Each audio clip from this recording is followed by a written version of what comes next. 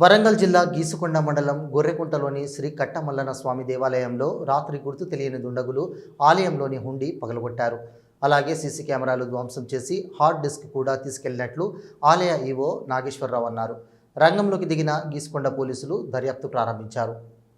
కట్టమల్లన్న మల్లికార్జున స్వామి దేవస్థానం గొర్రెకుంట వరంగల్ జిల్లా. ఈరోజు నాకు మా ప్రధాన అర్చకుడు నాదరపైన కట్టయ్య గారు ఉదయం 6 గంటలకు ఫోన్ చేసి, సార్ ఇట్లా దొంగలు పడ్డట్టున్నది, మొత్తం తాళాలన్నీ పగలగొట్టారని చెప్పడం జరిగింది.